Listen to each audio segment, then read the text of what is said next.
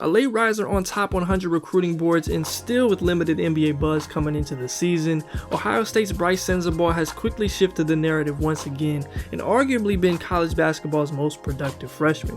At 6'6", 235, he's another guy beyond physically ready for the league, and it's part of what makes him so effective as a scorer and able to put up 42 points per 100 possessions on 50, 40, 80 splits, but he's also got a whole lot more to his game, so let's go ahead and take a first look. Now there's a lot of talented wings in this class, but if we're just talking scores, there's not too many more equipped to do it than Brice. Obviously there are other things beyond raw numbers that go into projection to the league, but there is simply nobody who has done it as efficiently across the entire floor as him, and the stats we'll show throughout the video are pretty ridiculous. He's got great footwork and an ability to use his body that's well beyond his years, and it's a huge part of how he's able to get to his spots in the short and mid-range over and over again, and to this point he's been pretty automatic there in terms of percentage. He's gotten to it off the 1 or 2 dribble pull-ups, attacking a closeout, also off of a live post-up where he's shown a really nice turnaround and bump fade game. He's been really comfortable coming off of Iverson and ghost screens and attacking from there. There's just a whole lot that he's shown already, and he's got the little nuances to help get himself a good look, including everything from a punctual jab series, the rocker step, and a handle that doesn't belong on someone 235 pounds. Buckeye lead. Sensabaugh. Kara, ball screen. Refused. Oh! Portland, Maine. yes, he is invested. Sensabaugh with an ISO at the elbow. 5 to shoot. Sensabaugh to the elbow. Got it! Has he actually increased the lead with Bradley out of the game? Turnaround jump. One thing that surprised me is just how consistent and effective he's been from 3. Granted, I didn't get to watch him too much before college and I want to revisit, but he's currently shooting over 45% on a healthy volume of catch and shoot threes, which is great for any player, but especially for a guy that size who can make something happen off the dribble like he can, and playing off of guys like Thornton, Sewing, Key, Likely. He's been there to knock him down in a lot of different situations and come in with an overall confidence that is rare to see from a freshman, and it's slowly earned him the major minutes that he deserves. In a perfect world, mechanically, you'd probably like to see him cut out that neck snap that he has going.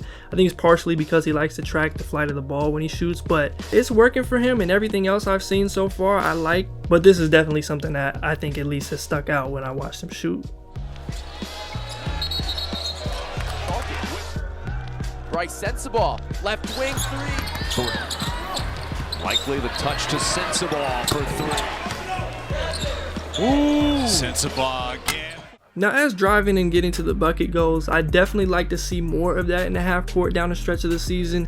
He's a sneaky solid athlete and finishes well around the rim, but this is kind of that next level for him, just taking some of those rip throughs and jabs and taking a better angle and using his frame to rack it instead of always settling for that pull up. Now it is still Big Ten basketball, so that's important to add context to in terms of some of the spacing, but this is definitely a key area for him. I think he's got the tools and traits to kind of be the outlier here and continue taking some of those, push shots and little short mid ranges and everything, but that obviously gets a lot tougher in the league. But yeah, getting all the way to the bucket on drives more than the 14 total possessions synergy has him down for could help him swing his draft stock up.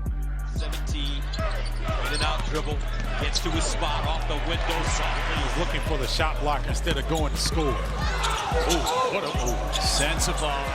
Now going forward, one of the main things you want to watch from Brice is his defense. It's a big work in progress for a number of reasons, but the first thing you want to see him cut out is just some of the lapses and easily avoidable errors, whether that's getting caught ball watching, standing straight legged and resting, getting beat back door, or coming in sloppy or late on a closeout.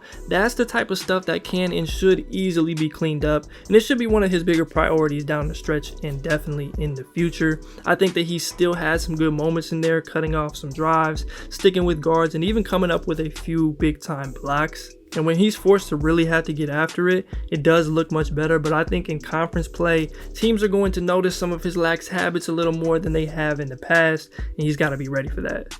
Now long term, I'll probably still have some questions about what position he best defends in the league and what type of personnel he'd best fit into, as he's not super naturally inclined on this end, or at least hasn't shown it on this level, but the stuff that we mentioned is very doable right now.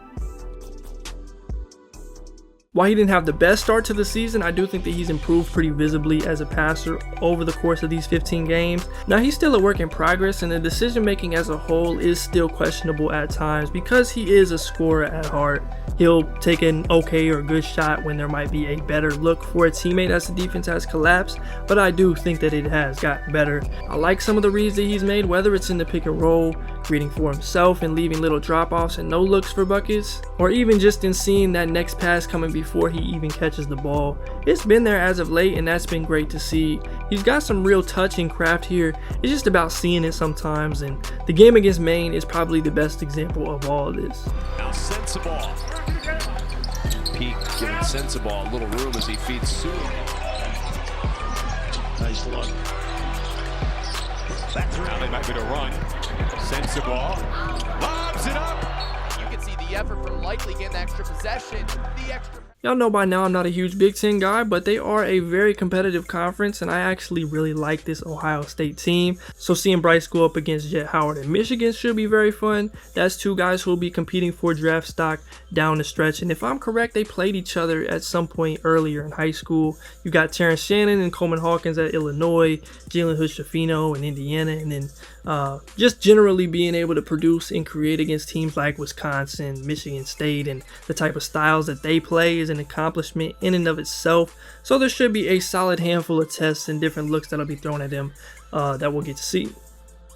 Now, best case scenario, I think Brice is a potential lottery pick in this class. There's about 17, 18-ish guys that I would strongly consider in there, and he's just got to be one of them. We'll see how the rest of the season goes and what he shows in these starter minutes and the defensive and playmaking points we've talked about. But when you can do what he can with the ball at this age, this size, and this efficiently, it just feels like an over thing to not have him in that general range. And honestly, that could still be lowballing him. If you enjoyed this video, please be sure to leave a like, subscribe if you are new, and comment down below what you think of Brice Sensabaugh's game, where you think he lands in the draft, or even what team you'd like to see him on. I appreciate you guys for watching. As always, I'm Keandre, this is Hoop Intellect. Until next time, I'm out.